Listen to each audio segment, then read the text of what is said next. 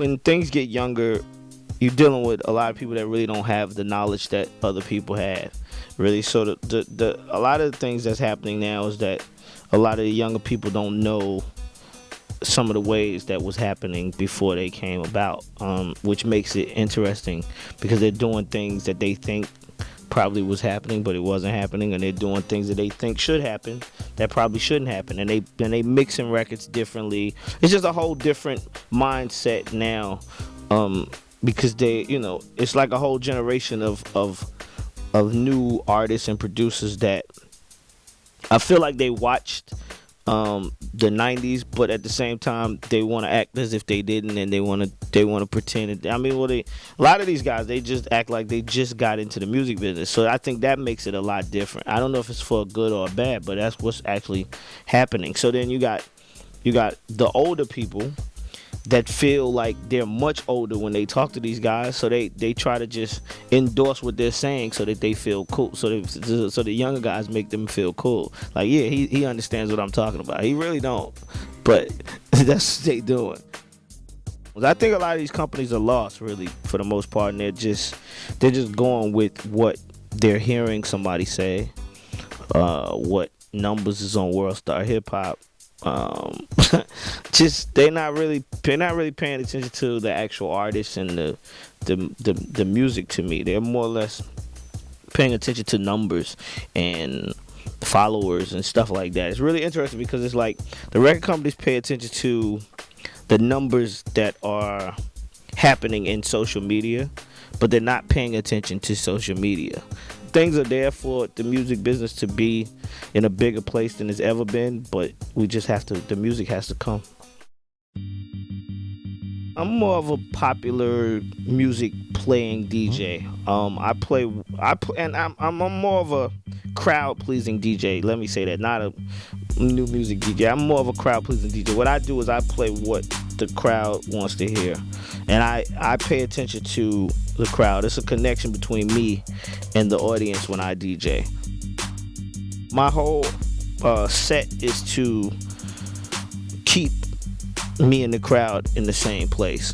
When I drop a record, I want to hear people scream, and I want to see people dance. And when I drop another record, I want to see them with the unexpected face, like, oh, he played that. And I like that reaction, and I'm paying attention to the people. But that has always been my way of making music. When I created Jump for Crisscross, that's where I got it from, being at a live concert and seeing people jumping around, and how the music was making them react. That's what made me make that song. So there's all the times when I'm going to shows or I'm doing shows or whatever, DJing and whatever, all that's always influenced my music. One of the most things that I've learned about the music industry is that you can't ever stop doing what you started.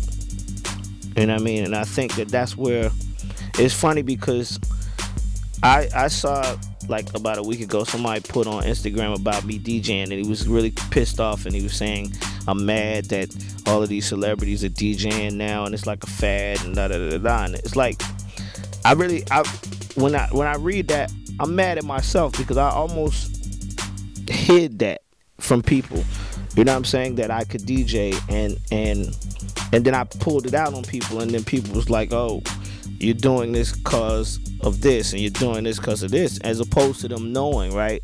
And I think that's one of the biggest things I learned. If you're a musician or you know how to do things, you should let people see it. You know what I mean? And that was one of the things that people did in the olden days. If you was a drummer and you played keyboards or you played the bass or guitar, you always seen these people doing this. You saw Prince walking around with a guitar. They never really hid their talents, right?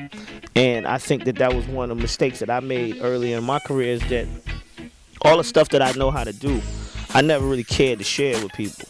You know what I mean? I don't care about who knows what I do in the studio. But I think that at some point in a person's career, you're supposed to let people know. So you're supposed to walk around with a turntable around your neck, or you're supposed to just, you know what I mean? Are you supposed to play at a bunch of places? Like now, that's what I do as a DJ. I play everywhere so that people know that that's what I do.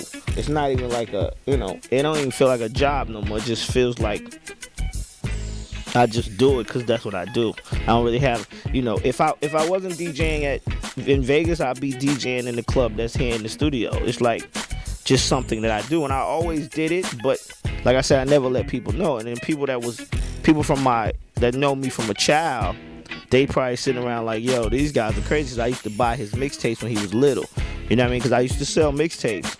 And I used to do all the stuff that other DJs used to do. Make mixtapes, sell them, go back, make another one. People come by my house and be like, yo, when you gonna make a new mixtape? Like, that used to be my only life before I got into the music business. But that's one of the things I say. I think, like, if you do this stuff, really, really do it. Show people that you do it and make people respect every part of your craft. Because I do so much that I only really want people to pay attention to, like, I was starting to get into a position where I only wanted people to pay attention to one part of what I was doing. And the other parts I kept like a secret because this is what I do in the studio. Like, I feel like it's a thing called magic that happens in the studio. Everybody always asks about that. And that magic is what somebody like myself does, but you don't know. Right? It's funny because when I be out in the streets or when I go places now, I don't even know what people actually really cater to my success. Or they say, yo, back in the 90s, yo, you had it crazy. And I hear people say that and I'm like, okay, I don't know what that means, because in 2000 I wrote Song of the Decade, which part of my career was the biggest to you. You know what I mean? Some people think the 90s era with Criss Cross, Brat, Bow Wow, and Escape and all of that was bigger. But it wasn't. You know what I'm saying? I didn't write Confessions till 2004. So the 90s was completely gone. But I don't think people I don't think people understand all of that. I think people see it for whatever they saw me for. You know what I mean? Because now people look at things about how much they see you. Right? They don't pay attention to how much they hear. Because I was thinking about that this morning when I got on the plane. I got on a plane. A lot of times I sit on an airplane and Mariah Carey Christmas song come on and I made it. I'm sitting beside somebody and they moving and singing a song and I'm sitting there like, this guy don't even know I made this record. Like, and I used to get off on that. I used to think that was so exciting, like to walk somewhere and hear my music playing like in a mall or something and all the people around just singing it and nobody knows that I actually made it, right? But now that don't even matter. Like, the people actually make it seem like if don't nobody know, it's something wrong, right? So it's funny, you know what I'm saying? It's really, really funny because like last year when we did the Christmas record for Mariah, that was my first #1 Christmas song. I don't know how many other producers have had a #1 Christmas song. Yo, it's Jermaine Dupri and I'm holding my mic like watch the duck and you're watching Rolling Out TV. Yeah.